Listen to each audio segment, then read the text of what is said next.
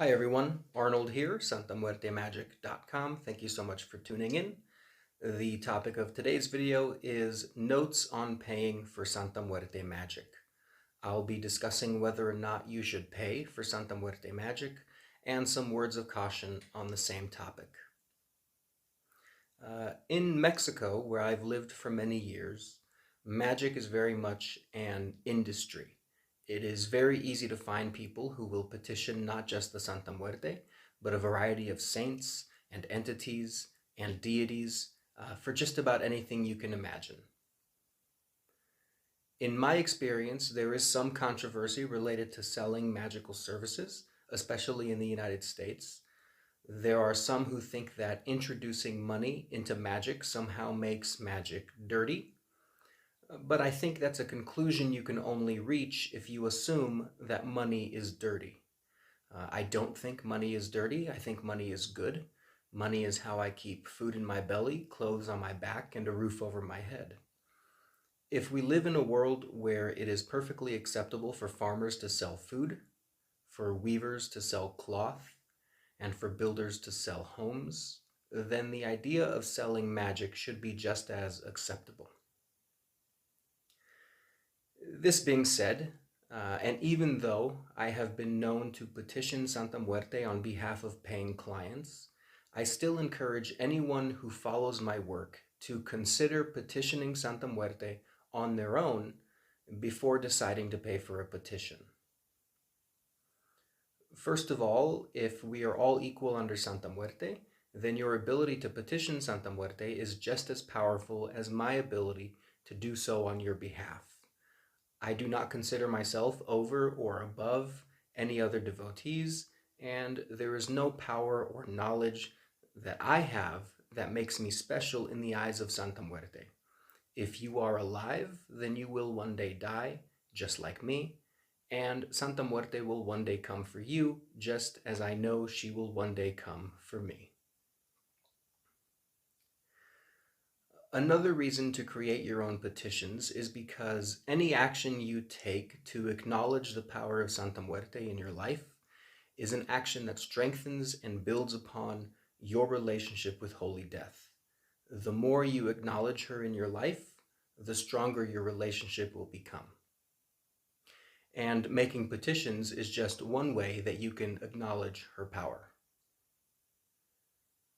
I feel so strongly that you should make petitions on your own that when I am approached by someone who wants to hire me to make a petition, along with encouraging the person to do the job themselves, I will also quote a price that I consider to be high. If these are not enough to change the person's mind, if they still want to hire me to make the petition, then I'll consider it. So performing petitions for clients is not a major part of my work, but it is an option I leave on the table because I recognize that there are some circumstances where outsourcing might be the best option for some people. For example, paying for a Santa Muerte petition could be the best option for someone who has more money than privacy. Their bank account might be doing just fine, but maybe they live with a bunch of kids or pets, and they don't like the idea of burning candles on an altar. Or perhaps they live with someone who doesn't accept Santa Muerte, who thinks it is something evil, and outsourcing the job of making a petition allows the person to petition the Santa Muerte while also maintaining the peace in their home. Someone who buys Santa Muerte magic could also have more money than time. Many of the petitions I've done can take 1 or 2 hours of work. That includes tracking down all the right supplies, bringing all the pieces together, reciting the appropriate prayers. If I don't already have a petition ritual prepared, then I will write one from scratch. And people value different things in the world. And the Santa Muerte teaches us that life is finite, and we should enjoy the things we want to enjoy while we have breath in our lungs. And if you value your time, then you should feel free to enjoy your time as you see fit. If that means paying someone to perform a petition so you can get an extra hour with your family, or an extra hour of work, or even an extra hour of rest, then paying for a petition might be a good option for you. Another reason you might pay for someone to make a petition on your behalf is if you are a member of a religion that denounces Santa Muerte. So the Roman Catholic Church openly denounces Santa Muerte, calls her a devil or a demon, and considers petitions to Santa Muerte to violate church doctrine. If you are a member of the Roman Catholic Church, you might think that hiring me to petition Santa Muerte on your behalf is some loophole that keeps your hands clean. I don't know if that's true. That's between you and your Pope. That's between you and your church leaders. Personally, I don't recognize the authority of the Catholic Church, nor do I recognize the perceived authority of ancient holy books. So if you want me to petition the Santa Muerte on your behalf, so you don't have to stain your hands with sin, so to speak, believe me when I tell you I have no problem cashing those checks. So those are some of the reasons why people might pay for Santa Muerte magic. Ultimately, when it comes to the Santa Muerte, if the Santa Muerte accepts us all, then she accepts equally those who make their own petitions and those who buy petitions from third-party providers. Now, there is a bit of risk when it comes to paying for magic. In the last couple of months, I was contacted by a person who was very afraid of an experience they were having. The person who contacted me had paid for a Santa Muerte petition, but then was surprised when the person making the petition continued to ask for more and more money. From the way it was described, it was like a bait and switch. A price was agreed upon, and then when money was delivered, the goalpost was moved and more money was needed. Another payment was made, quickly followed by demand for more money. Immediately in my mind, this was the first red flag. Anyone who works in private business, it doesn't matter if you're selling magic or windshield wiper fluid, the price you are quoted should always be the price you are expected to pay.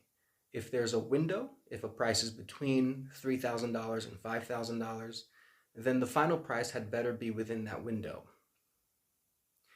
If you are in private business and you don't understand why that is important, then I guarantee you will not be in business for very long.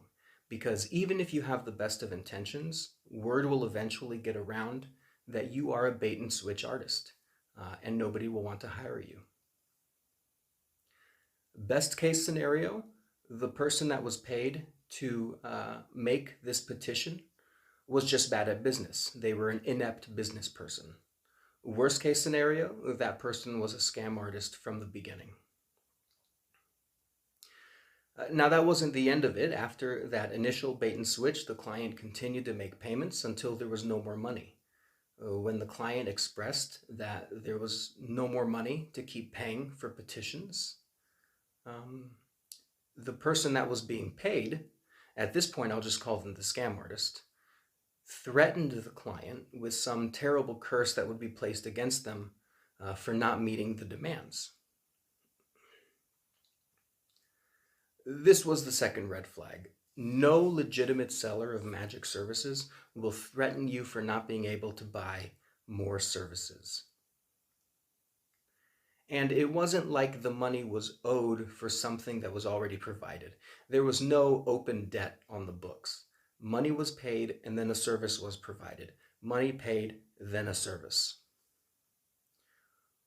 When there was no more money to buy more services, the client was threatened. If you don't keep buying services, then I will put a curse on you.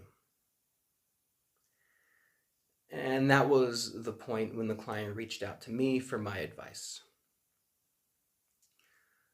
I explained that this all sounded like a scam, like a bait and switch that led into spiritual extortion.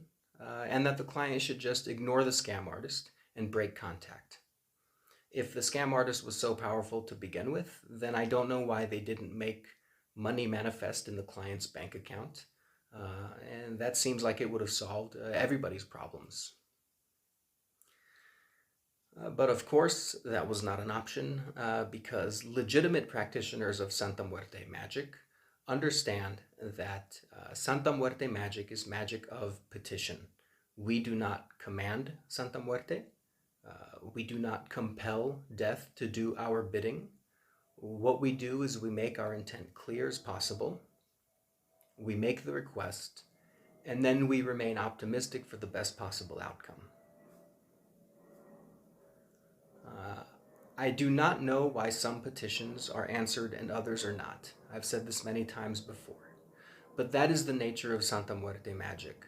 Santa Muerte makes us only one guarantee, and that is that life will one day come to an end. Whether or not a petition will be fulfilled is the prerogative of Santa Muerte and nothing else. It doesn't matter if you're making the petition on your own or paying someone else to do it for you.